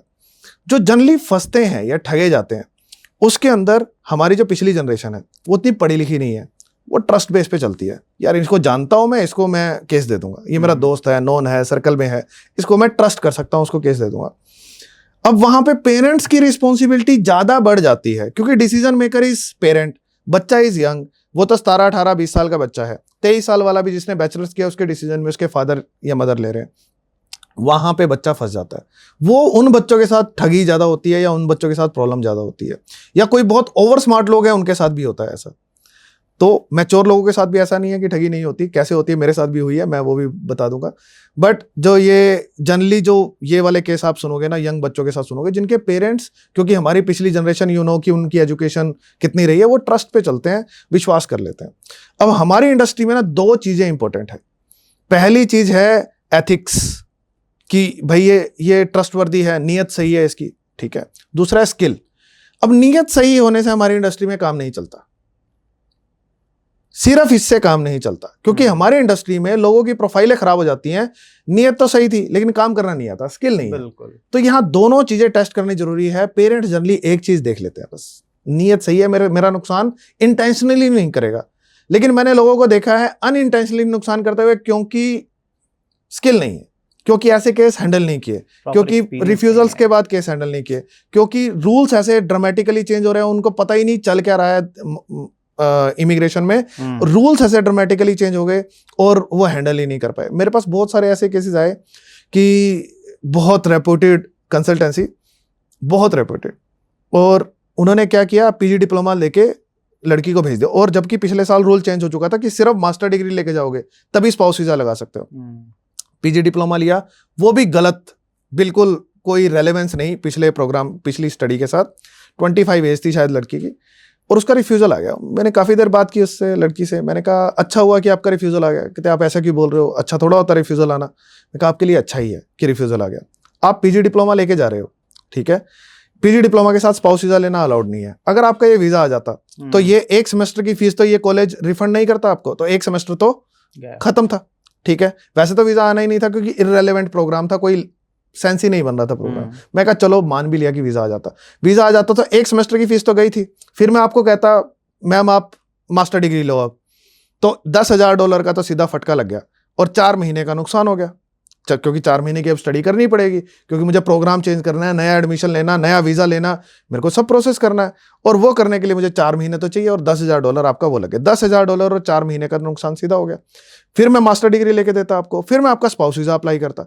मैंने कहा अब आपके ये $10,000 तो बच गए, टाइम चाहे लग जाए हमारा, लेकिन पैसे $10,000 इज 6.5 लाख रुपीस में 6.5 लाख रुपए आपके सीधा वो फटका था आपको, और कोई वापस नहीं देता आपको ये। मैं कहा अच्छा हुआ कि आपका रिफ्यूजल आ गया।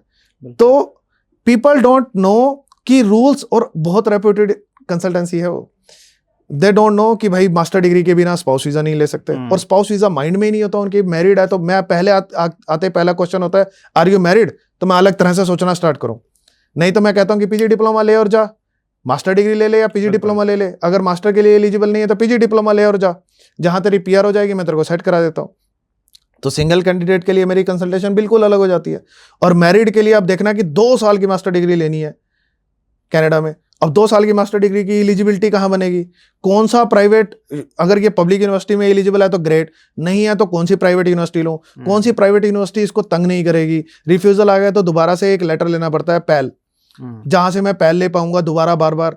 तो मेरे को आगे तक सोचना है, फिर इसकी पीआर का भी सोचना है। मैच्योर है, ऑलरेडी 30 है, 35 है, इनकी पीआर कैसे होगी, उसकी प्लानिंग कैसे करनी है। सो मेरी कंसल्टेशन सिंगल कैंडिडेट के लिए शायद वो 10 मिनट की होती होगी, मैरिड के लिए वो 1 घंटे की कंसल्टेशन होती है। बिल्कुल। तो सिर्फ मैरिड अनमैरिड होने से इतना चेंज हो जाता है, इतना कुछ बदल जाता है। और बहुत सारी कंसल्टेंसीज है, मैरिड है मेरे को क्या मतलब है, स्टडी वीजा आ गया बस मेरे को भेजना है, मेरा काम खत्म है, यहीं तक ही सोच के रुक जाते हैं। और फिर उसके बाद वो क्लाइंट जब परेशान होते हैं यहाँ रुक जाते हैं, फिर कनाडा को, और कनाडा को गालियां देते हैं, फिर कंसल्टेंसीज को गालियां देते हैं, एजेंट्स को गालियां देते हैं। तो दैट्स हाउ थिंग्स हैपन। तो यहाँ पर जो डिसीजन मेकर है उसकी खुद की अवेयरनेस, उसका रोल इंक्रीज हो जाता है to choose the right consultant. और उसके लिए देखो भाई आपने ऐसा केस हैंडल किया, मुझे दिखा दो, झूठा सच्चा कुछ तो होगा, चल झूठा ही दिखा देगा क्या, झूठा ही दिखा दे भाई, ठीक है, कुछ तो किया होगा। वीजा होंगे तो वीजा डिस्प्ले पे दिखा दो, कहीं पोस्ट किए होंगे तुम्हारे सोशल मीडिया पे, लोग वीजा पोस्ट करते हैं, अपनी एडवर्टाइजमेंट करते हैं, वहीं पे डले होंगे, वहां पे दिखा दो यार, कुछ तो देख लो। लोग झूठ बोलेंगे और कितना झूठ बोल देंगे, जैसे मैरिजेस में लोग झूठ बोल देते हैं मेरी सैलरी इतनी है, पर कितना ही झूठ बोल देंगे। ऐसा तो नहीं होगा कि 10,000 सैलरी 2 लाख बता देंगे। तो थोड़ा बहुत ठीक है, आटे में नमक सब करते हैं, लेकिन ऐसा नहीं है कि बिल्कुल ही फेक सब चल रहा है। तो कम से कम वो देखना चाहिए कि भाई इन्होंने ऐसे वीजाज लिए हैं, ऐसे केसेस हैंडल किए हैं, स्पाउस वाले केस हैंडल किए हैं नहीं। मैं ये स्पाउस वाले case at age 43 at age 51 मैं बड़ा लगाता हूँ वहाँ पे, बाकी वीजा छोटे लगाता हूँ, ये लगाता हूँ, देखो भाई है, दिस इज पॉसिबल एंड मैंने किया है, मैं लगाता हूँ। तो देखो भी, मेरा भी देखो, बाकी सबका भी देख लो, पर देख लो, सिर्फ ये ट्रस्ट करना कि भाई ये गलत नहीं करेगा, सिर्फ इस वजह से मैं इसके साथ वीजा लगाने के लिए चला जाऊं, ये नहीं चलता। और जो मैच्योर लोग हैं वो धोखा कहाँ खाते हैं, उनको लगता है कि उनको बहलाया फुसला लिया जाता है। जनरली होता नहीं है, बहुत कम होता है, लेकिन मुझे भी बहला लिया गया था, क्योंकि बिगिनिंग होती है ना, जब हम एस्पिरेंट होते हैं, हमें नॉलेज नहीं होती, तब हमें आधी अधूरी नॉलेज होती है, और उसके साथ हमें क्या कह दिया जाता है कि यार पॉसिबल है। हमें लगता है यार पॉसिबल होगा, क्योंकि कुछ चीज़ें ट्रांसपेरेंटली दिख जाती है। जैसे कि कनाडा में पीआर के लिए एक्सप्रेस एंट्री सबको दिख जाती है, पीएनपी किसी को नहीं समझ आती, और उसके लिए बोला अरे एक्सप्रेस एंट्री नहीं होगी, पीएनपी में हो जाएगा पीआर। मैंने भी 60,000 रुपये पे किए बड़ी रेपुटेड कंसल्टेंसी को, वापस नहीं आए। मैंने जो उन्होंने मांगा सब दे दिया, फिर भी पीआर नहीं हुई। और मेरे पास एक्सपीरियंस भी था, मास्टर डिग्री थी, 8777 बैंड चाहिए होता, वो भी ले आया था मैं, फिर भी नहीं। तो धोखे मतलब मैच्योर लोगों के साथ भी हो जाते हैं, ऐसा नहीं है। पर ये वो ऐसी चीज़ है, काठ की अंडी है, बार बार नहीं चढ़ती, सीधी सी बात है। पर आपने क्लाइंट से शुरू में जो ले लिया, उसके बाद you will not get anything, it's gone dead, बस। उसके बाद ना तो वो कोई आगे आपको, और किसी ना किसी वीडियो बना के आपकी इंसल्ट भी कर देगा, ये भी होगा, नेगेटिव मार्केटिंग भी कर देगा आपकी, या आपके साथ तो आगे नहीं चलेगा क्योंकि आपने पहली बार धोखा कर दिया। और सर वैसे तो बहुत सारी बातें हैं जो हमें इमिग्रेशन पे करनी है। अभी हमने सिर्फ और सिर्फ कनाडा को ही टच किया, अभी हमारे पास और भी अदर कंट्रीज के पॉसिबिलिटीज पे हमें डिस्कस करना है, बट क्योंकि हमारे पास टाइम का थोड़ा क्रंच है, होपफुली हम आपके साथ फिर से एक ऑनलाइन कंसल्टेशन पे आएंगे और will have a detailed show on that, जिसमें हम सारे स्टूडेंट्स की क्वेरीज को भी रिजॉल्व करेंगे और एक डिटेल कन्वर्सेशन रखेंगे वहाँ पे। But before I and this show, हमारे पास अभी लगभग 3-4 मिनट 5 मिनट का और टाइम है। मैं एक बार आपसे समझना चाहूँगा बहुत शॉर्ट में कि अगर किसी स्टूडेंट्स के पास आइल्स के नंबर कम है, या उनके स्टडी में गैप है, या एक्सपीरियंस में गैप है, क्या उनके लिए वीज़ा पॉसिबल है? देखो आइल्स ऑस्ट्रेलिया, न्यूजीलैंड, कनाडा, ये लोग आइल्स पे कॉम्प्रोमाइज़ नहीं करेंगे। Okay. यहाँ पे तो आप मान के चलो कि पीजी लेवल पे जाना है तो 6.5 आपको आइल्स लाना चाहिए। Okay. और अगर यूजी लेवल पे जाना है तो 6 बैंड आपके होने चाहिए। बट ट्राई करो कि 6 के ऊपर ही रहे, कोई मॉड्यूल में वो 6 से कम ना रहे, ये ट्राई करना चाहिए। यूके एक ऐसी कंट्री है जहाँ पर कम स्कोर के साथ भी जाया जा सकता है, लेकिन यूके में प्रॉब्लम ये है कि spouse visa is one constraint, वो सिर्फ रिसर्च डिग्रीज के साथ ही स्पाउस वीजा देते हैं। तो UK is not great for spouses, for married लोग, married people। ये सारी बाकी जो कंट्रीज हैं वहाँ पर मैरिड कपल्स जो जा सकते हैं, एस्पायर कर सकते हैं। So Canada can be a destination, but IELTS चाहिए। एक तो कैंडिडेट जो है प्राइमरी एप्लीकेंट अच्छा पढ़ा लिखा और उसके पास आइल्स की कैपेबिलिटी होनी चाहिए, दैट इज़ वन। न्यूजीलैंड में भी जा सकते हैं, किसी एज में भी जा सकते हैं। तो ये 2 कंट्रीज हैं जो मैरिड लोगों के लिए। यंग जो हैं, सिंगल जो हैं, उनके लिए ऑस्ट्रेलिया इज ग्रेट अगर हो जाता है, लेकिन आइल्स वहाँ भी चाहिए, ठीक है। यूके में कम स्कोर के साथ या बिना स्कोर के भी जाया जा सकता है। ओके। तो UK is country, but UK again अगर कोई मैरिड है तो फिर मास्टर ऑफ रिसर्च, फिर वहाँ भी आइल्स चाहिए, वहाँ भी देना पड़ेगा। तो there are very less number of countries, बड़ी कंट्रीज में, जहां पे बिना आइल्स के जाया जा सकता है। USA is one big country जहां पे बिना आइल्स के हो सकता है, but again right now the situation is crumbling, मतलब वहां पे तो बाहर निकाल रहे हैं, बहुत प्रॉब्लम चल रही है, बहुत प्रॉब्लम चल रहा है। तो उससे अच्छा है कि अगर कोई यूएसए एस्पायर कर रहा है तो यूएसए की बजाय कनाडा चला जाए, कनाडा में पीआर ले ले, सेटल हो जाए, फिर वहां से यूएसए आ जाए। बिल्कुल। I also aspire to do that. Okay. Canada में पीआर हो, पीआर वहीं होती है, लोग 20-20 साल से यूएसए में स्ट्रगल कर रहे हैं, नहीं मिल रहे उन्हें नहीं green मिल card। रही है, तो वो चलते जा रहे हैं H1B H1B H1B हाँ, H1B, वो चले जा रहा है, बस खत्म ही नहीं हो रहा है वो। कनाडा में पीआर ले लो, और जॉब, बिजनेस, घर लेना है, सेकंड प्रॉपर्टी, इन्वेस्टमेंट प्रॉपर्टी, वो सब यूएस में ले लो। सब US में कर लो। और ऐसे ही ऑस्ट्रेलिया का है। ऑस्ट्रेलिया नहीं जा पा रहे हो, या मैरिड हो, या एज 32-35 के ऊपर हो चुकी है, अब ऑस्ट्रेलिया में वीजा लेने में डिफिकल्ट होगा, फिर पीजी वर्क परमिट में इश्यूज होते हैं, वहां अलग इश्यूज हैं, पीआर में इश्यूज है। न्यूजीलैंड चले जाओ, अपनी वहां पीआर ले लो, सेटल हो जाओ, वहां से ऑस्ट्रेलिया इज इजी। ओके। तो ये कॉम्बिनेशन ऑफ कंट्रीज हैं जहां पर ऐसे ही आप यूके और आयरलैंड को समझ सकते हो कि यूके आयरलैंड भी साथ में ही है।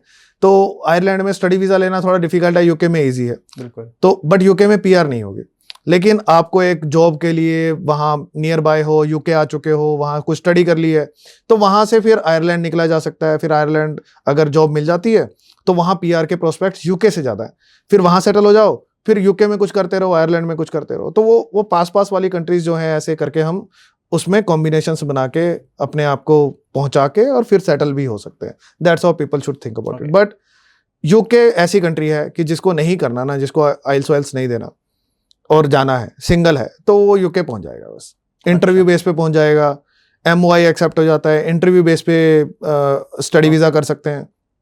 बिना आइल्स के अगर जाना है तो यूके इज द कंट्री। बाकी जो कंट्रीज हैं वो तो मांगेगी। बाकी कंट्रीज के लिए मैंडेटरी तो वो है ही हैं। ठीक है सर, ओवरऑल हमने बहुत शॉर्ट में बहुत से टॉपिक्स को कवर किया, और जैसा मैं आपको बता रहा था कि हम एक बार फिर से कनेक्ट करेंगे, एक लॉन्ग डिस्कशन करेंगे उसके ऊपर। एक लास्ट मैसेज मैं चाहूँगा कि आप हमारे ऑडियंस को क्या देना चाहेंगे इन टर्म्स ऑफ इमिग्रेशन से रिलेटेड बहुत से कॉन्सेप्ट्स हैं, बहुत से मिथ हैं, बहुत से ड्रीम्स हैं लोगों के। आपकी एक्सपर्टीज़ है, आपका एक्सपीरियंस है, और that two is different experience, क्योंकि जनरली लोग रिजेक्ट होके हट जाते हैं। आपने रिजेक्शन के बाद फिर से सिलेक्शन लिया, PhD ड्रॉप आउट हैं आप, वहाँ से बहुत सी स्टोरीज है आपके साथ। तो आप अपने एक्सपीरियंस के अकॉर्डिंग हमारे सारे ऑडियंस को इमिग्रेशन से रिलेटेड क्या मैसेज देना चाहेंगे? 2 चीजें हैं। पहली कि लाइफ एक ही बार मिलती है, ठीक है, we don't have multiple lifes. तो पहली चीज, अच्छे के लिए एस्पायर करना, इसमें कुछ गलत नहीं है। बहुत लोग इसको देशभक्ति और बहुत सारी चीजों से जोड़ देते हैं और गिल्ट ट्रिप देने की कोशिश करते हैं, तुम अपने देश के नहीं हो, छोड़ के चले गए, ये है वो है। और ये तो हमने जब से पुरानी कहानियां सुनी है, तो लोग यहाँ से जाते थे, टाटा फैमिली भी बाहर गई है, फिर वापस आई है, तो हम पुरानी सारी स्टोरीज अब तो इंटरनेट पे अवेलेबल है, we are able to hear everything. So बाहर जाने में कोई बिल्कुल भी प्रॉब्लम नहीं होनी चाहिए। इसमें एस्पिरेशन रखनी, अपनी लाइफ की बेटरमेंट सोचनी, और अपनी जो पर्सनल है, मतलब फैमिली की तो सोचनी, अपनी पर्सनल भी आपकी वेलबींग सोचनी, अपने लिए अच्छी लाइफ सोचनी, तो इसमें कुछ गलत नहीं है। कोई गिल्ट ट्रिप रखने की जरूरत नहीं है। कोई कहता भी है तो you should shut the person कि क्या बोल रहा है भाई, मेरी लाइफ है, I need to live it. तो मेरे हिसाब से मेरी एक लाइफ है और मेरे को इसको ढंग से जीना है, और मैं टूटी सड़कों पे नहीं जीना चाहता, सीधी सी बात है। मैं पॉल्यूशन में नहीं जीना चाहता, तो मेरे को मौका मिलेगा तो मैं जाऊंगा। और मैं सबको बोलता हूँ कि जाना चाहिए, मेरा अपने एक्सपीरियंस से जाना चाहिए। एंड फॉरेन में बहुत सारी चीजें बिना पैसे के ही मिल जाती है। लाइट नहीं जाना बिना पैसे के मिल जाता है, इन्वर्टर नहीं होते हो, ठीक है। साफ हवा पानी बिना पैसे के मिल जाता है। पानी कितना तुमने खिंडा दिया और वेस्ट कर दिया, कोई कनाडा में क्वेश्चन नहीं करता इसके ऊपर, जल बचाओ कहीं नहीं लिखा होता, क्योंकि वहां पे इस चीज की प्रॉब्लम नहीं है। एंड मुझे पानी यूज करते हुए गिल्ट नहीं आता, भाई मैं शॉवर के नीचे नहा रहा हूं, साफ हवा मिल रही है। खाना इंडिया से जाता है, इंडियंस को नहीं मिलता, यहां पे नहीं मिलेगा वो साफ सुथरा खाना, जिसके मतलब जो सारी चीजें जिसमें परफेक्ट हो, कोई मतलब जो यहाँ पे हम पेस्टिसाइड या जो भी यूज करते हैं, ये सारी चीजें इंपोर्ट होके एक्सपोर्ट होके वहां जाती हैं, वहां मिलती है, यहाँ नहीं मिलती। वहां फ्रोजन फूड खाते थे हम, पिज्जा खाते थे, कभी एक दिन भी हमने हॉस्पिटल के दर्शन नहीं किए। और यहाँ मुझे नहीं लगता कोई महीना जाता है कि जिसके अंदर एक अच्छा खासा सही खाना, घर का खाना खाने वाला लोग पर्सन भी दवाइयाँ नहीं खाता हो। हम केमिस्ट पे जाते ही जाते हैं और दवाइयाँ खाते हैं। तो इसकी एस्पिरेशन रखना बिल्कुल भी गलत नहीं है। अगर आपको बेटर लाइफ चाहिए, यू कैन गो एनीवेयर, जो आपको कंट्री अपने बजट के अकॉर्डिंग सूट करती है। कम कॉस्ट वाली कंट्रीज भी हैं, 2-3 लाख रुपए से शुरू हो जाती हैं, और दुबई है 1-1.5 लाख रुपए में वर्क परमिट लेके जा सकते हो, कोई गलत नहीं है ये सब करने में। एंड आपको अपनी बेटर लाइफ के लिए बाहर मूव होना चाहिए। पैसे आप चाहे उतना ही कमाओ जितने इंडिया में कमा रहे हो, वहां पर बिना कम पैसे कमा के भी आप बेटर लाइफ जीते हो। तो दिस इज वन थिंग। सर्दियां, मैं हमेशा कहता हूं कि सर्दियां जो है वो पेरेंट्स के लिए है, वहां पर अच्छी है, यहाँ नहीं है। यहाँ ठिठुरते रहते हैं अंदर बैठ के, रजाई में बैठना पड़ता है, कोई घर हीटेड नहीं है, वहां हर घर हीटेड है। वहां मैं कहता हूं कि पेरेंट्स के लिए, वहां लोग कहते हैं कि बर्फ पड़ती है इतना, वहां की सर्दियां यहाँ की सर्दियों से पेरेंट्स के लिए फार बेटर, क्योंकि वहां अंदर हमें पता नहीं चलता, हम तो शॉर्ट्स में घूमते थे हमेशा अंदर। That is there. सो कुछ चीजें ना बाय डिफॉल्ट मिल रही है, कुछ लग्जरी ना बाय डिफॉल्ट मिल रही है, जो यहाँ पैसे से भी नहीं मिल रही है। आप पॉल्यूशन क्लियर नहीं कर सकते, पैसे कितना है, अंबानी भी क्लियर नहीं कर सकता, कितना भी पैसा है, ट्रैफिक क्लियर नहीं कर सकते, ये क्लियर नहीं कर सकते, सिविक सेंस नहीं ला सकते लोगों के अंदर।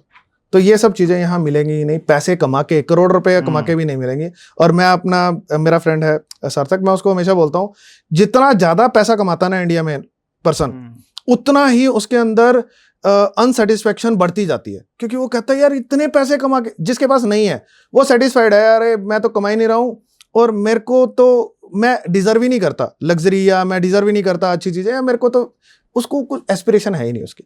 लेकिन आपने 1 करोड़ रुपया कमा रहे हो, आप 2 करोड़ रुपए कमा रहे हो साल का, बिजनेसमैन हो 10 लाख रुपए महीना कमा रहे हो यार। अब आप कहते हो यार मैं तो बहुत, मैं क्यों नहीं कर रहा। आपको एक ना सेंस ऑफ डिससेटिस्फेक्शन आती है यार, मैं हेल्पलेसनेस जो आती है ना, उससे और ज्यादा इरिटेशन होती है, उससे और ज्यादा डिससेटिस्फेक्शन, अनहैप्पीनेस इंक्रीज होती है। जितना ज्यादा बंदा पैसे कमा रहा है इंडिया में, उतनी डिससेटिस्फेक्शन उसकी बढ़ रही है कि मेरे पैसे से भी मैं ये ट्रैफिक और सब चीजें क्लियर नहीं करवा पा रहा हूँ।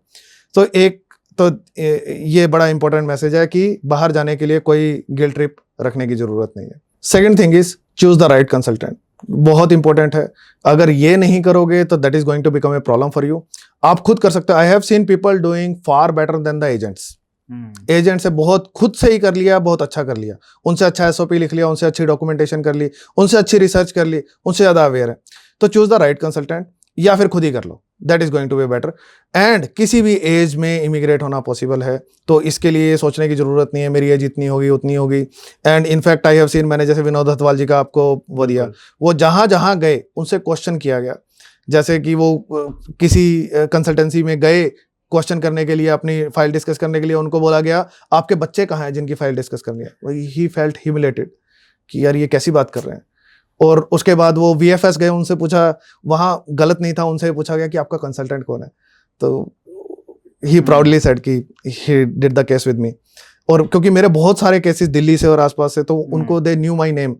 VFS में जब भी वो जाते थे, उनको पता था कि जितेंद्र ग्रोवर के थ्रू किया है, तो that was A proud thing. तो वहां पे उन्होंने ये चीज फील की कि हाँ, एज को कितना बड़ा फैक्टर कंसिडर करके उनको अभी ये रूटीन में देखने को नहीं मिलता कि 51-52 की एज में कोई वहां पर VFS में अपनी बायोमेट्रिक देने के लिए आ रहा है। फिर जब वो इमिग्रेट करने के लिए यहाँ से कनाडा पहुंचे, तो उनसे पूछा गया कि बॉर्डर ऑफिसर, मतलब बिकॉज एक 51-52 की एज में, दे डोंट से कि 52 की एज में कोई स्टडी वीजा लेके एंटर हो रहा है कंट्री में, वो ऐसा रूटीन में थोड़ा देखते हैं वहाँ पे। तो उनसे पूछा कि how did you submitted your file, और कैसे किया आपने एप्लीकेशन। तो basically it is quite important कि आप किसी भी एज में जा सकते हैं, बट आपकी रिसर्च अप्रोप्रिएट होनी चाहिए, आपकी एप्लीकेशन अप्रोप्रिएट होनी चाहिए, सही होनी चाहिए, और एस्पिरेशन हर एज में, किसी भी एज में आप कर सकते हो। PR low, and PR is quite important. लोगों को ये भी एक मैसेज बड़ा इंपॉर्टेंट है। लोगों को लगता है कि इंडिया से निकलना एक चीज है और कहीं जाके सेटल होना ये दूसरी चीज है। बिल्कुल, ये दोनों अलग अलग चीजें हैं। लोगों को लगता है कि यहाँ से निकालो, बाद में देखा जाएगा जो होगा मेरा। तो वो लोग जैसे आइल्स नहीं कर पाते, यूके पहुंच जाते हैं, फिर वहां से फिर कंट्री हॉपिंग करते हैं, फिर वहां से वो जर्मनी जाएंगे, फिर वहां से कहीं और जाएंगे, विजिटर वीजा लेके कनाडा जाएंगे, USA जाएंगे, फिर वहां पे जाके असाइलम डाल देंगे। तो वो क्या कर रहे हैं, यहाँ से एक बार इंडिया से निकल रहे हैं, उनको आगे सेटलमेंट का कोई प्लान नहीं है। तो plan for settlement, plan for PR, that is the plan. और इसके लिए भी अगर फैमिली वाले हो तो वो हॉपिंग भी नहीं कर सकते, उनको तो बस एक ही कंट्री चूज करनी है और वहीं जाके सेटल होना है। अगर किसी के माइंड में दूसरी कंट्री है और मिल अभी कोई और कंट्री रही है, भाई सेटल मुझे ऑस्ट्रेलिया में होना है, लेकिन आज मैं UK जा सकता हूं, मत करो। बिल्कुल, it will be a waste of time, waste of money, and ultimately आप कहीं पहुंचोगे नहीं, दोबारा फिर पैसे लगेंगे, it will become a problem. Right. तो these are the messages from my side. Thank you very much sir हमारे साथ बनने के लिए। आज आपके साथ बात करके मुझे ऐसा लगा कि जिंदगी में कोई भी चीज़ हो, चाहे वो विदेश जाना हो, इंडिया से बाहर सेटल होना हो, या लाइफ में कुछ भी बहुत बड़ा करना हो, एक सही मार्गदर्शन बहुत ज़रूरी है। और अगर आपके पास एक सही गाइडेंस है तो आप लाइफ में कुछ भी अचीव कर सकते हैं। हमने महाभारत का भी अगर मैं कोई स्टोरी उठा लूँ, चाहे वो हमारे अभिमन्यु की कहानी हो या फिर अर्जुन की कहानी हो, उनके पास भी, अर्जुन के पास भी एक गुरु द्रोणाचार्य थे, तभी वो अर्जुन बन पाए। उनके पास श्री कृष्ण थे जो उन्हें रास्ता दिखा रहे थे। कई बार ऐसा होता है कि हमारे पास स्किल्स है, हमारे पास चीज़ें हैं, हमारे पास पावर है, पैसा है, हर चीज़ है, बट हमें रास्ता नहीं पता होता। हमें उस टाइम पे जिंदगी में एक रास्ता दिखाने वाला चाहिए। जो काम कहीं ना कहीं समाज में आप कर रहे हैं, और आप जैसे मल्टीपल कंसल्टेंट्स और भी हैं जो ये बहुत अच्छा काम कर रहे हैं, और हमारे लोगों को, जो भी हमारे ऑडियंस है जो बाहर जाना चाहते हैं, उनको एक रास्ता दिखा रहे हैं। सर बहुत बहुत धन्यवाद हमारे साथ बनने के लिए। अगर हमारे ऑडियंस का बहुत अच्छा रिस्पांस आता है, आपको किसी भी पॉइंट पे अगर और भी बात करनी हो, कोई पॉइंट्स जो हमने मिस कर दिया हो, ऑल्दो हमारे पास टाइम का बहुत बहुत ही क्रंच था आज, बट हमने ट्राई की, हमने कोशिश की कि हम बहुत से पॉइंट्स को कवर कर पाए। आपको जो भी पॉइंट्स पे you want to discuss, you can drop the comment. आप उसमें कमेंट कर सकते हैं, हम उस टॉपिक पे फिर से आपके साथ बात करेंगे। हम सर को फिर से इनवाइट करेंगे और हम एक डिटेल डिस्कशन उसके ऊपर करेंगे। आप सुन रहे थे अनुपम आनंद को द चेंज मेकर शो पे। हमारे गेस्ट थे आज जितेंद्र ग्रोवर जी, फाउंडर ऑफ ग्लोबेक्सा इमिग्रेशन। बहुत बहुत धन्यवाद सर आपका हमारे साथ जुड़ने के लिए। Thank you so much.